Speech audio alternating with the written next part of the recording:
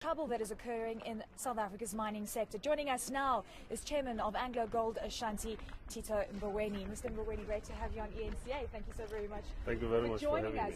What do you feel that the world's perceptions are of South Africa right now, post-Marikana, post the labour unrest that we've seen in various sectors of the economy? From what I've been able to pick up, the reaction is quite mixed. There are those who are still very pessimistic about South Africa. They think that we've dropped the ball on the way, and they have taken out some of their investments in one respect or the other. But there are those who are still optimistic that we can make it, that we face massive difficulties along the road, but that if we stick to some of the stated plans and objectives that we've set ourselves, we indeed can be successful. For example, people are very complimentary of the National Development Plan, and we have to show the resolve as South Africans to implement that plan. And here, most of the burden falls on the shoulders of the government, but all of us in civil society have to play our role. Do you think that we can actually get it right? To speak of the National Development Plan, we've had amazing plans in the past, and it's always policy versus implementation. That's where we failed. Do you think we can get it right this time? Well, in terms of planning, this is the first development plan we've had for South Africa. Yes, we've had many policy positions which have been implemented in the past, actually. It is not correct to say we've had many plans which have not been implemented.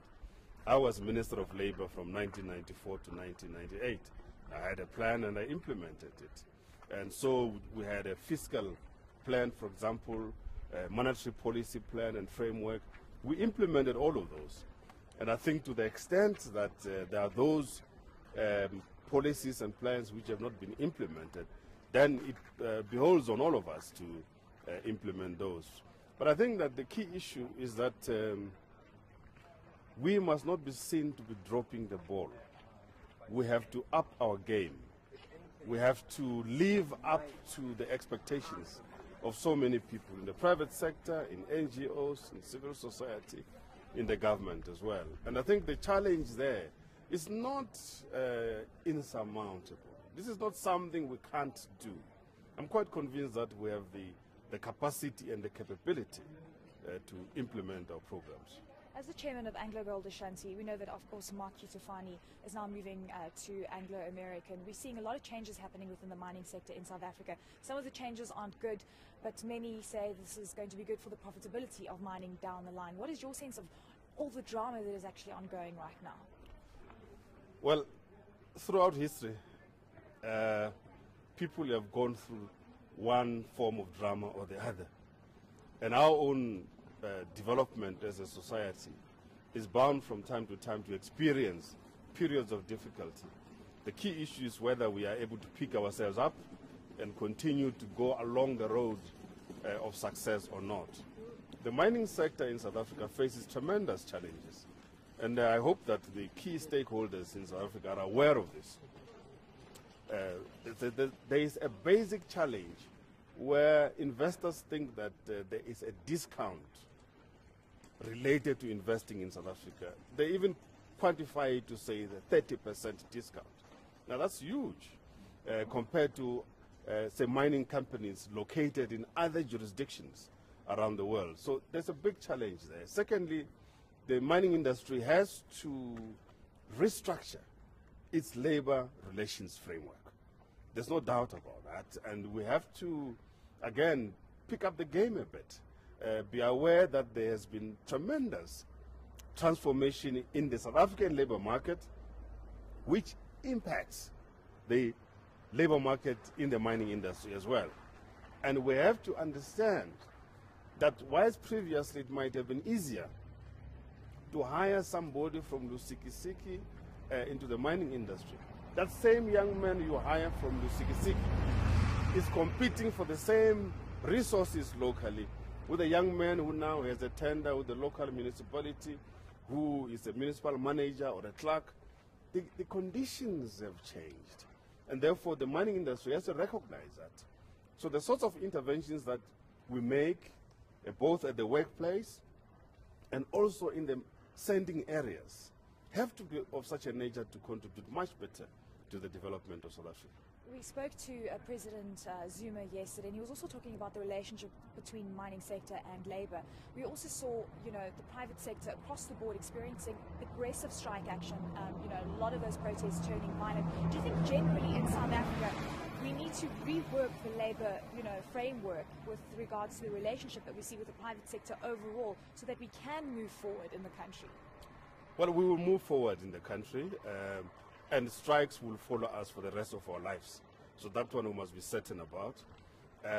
Wherever there's competition for the share of the profits between business and labor, there's always going to be strikes. And that's why we need the labor relations framework to facilitate the resolution of those strikes fairly quickly. And strikes must occur without violence, procedural, and within the law. As I say, I was Minister of Labour 94 to 98. There were lots of strikes then. But I'm here. Today I'm still alive. You are here. You've grown up over the years in strike season. Strikes will always be there. The key issue is the procedure, the legality, and the non-violent nature of those strikes.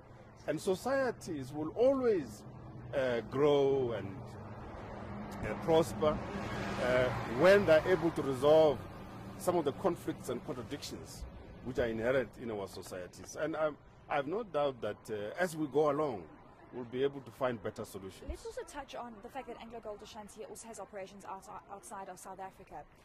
Let's talk about the differences between doing business in South Africa, doing business outside of South Africa, and I allude to a statement that Mr. Kusufani made not too long ago during the aggressive strike action, saying that maybe Anglogold Ashanti would have to prematurely think of divesting out of South Africa if wage negotiations carry on going badly and it becomes unprofitable for the company. Let's talk about those dynamics. Well, I don't know what he was talking about. You'll have to ask him to elaborate on that. But what I know is that as a global company, operating in a number of continents and many countries, we experience difficult and different challenges from country to country, from continent to continent. In Argentina, we face different issues altogether about, for example, whether we can hire local labor or labor from other parts of the country. It's a very different kind of labor market context. In Brazil, we operate under a different framework. In Australia, under a different tax framework. In the DRC, in the US, environmental law and water law. It's a major issue of difficulty. So throughout the world where we operate, one finds different challenges. One has to be very careful not to think too much locally. One must think globally when dealing with these matters. As the former central bank governor, Reserve Bank governor of South Africa, you've been hailed for making prudent decisions when it comes to monetary policy. Financial crisis comes along, ultra-low monetary policy environment across the board in the world. Do you think that we're doing the right thing? Looking at it from a different perspective now.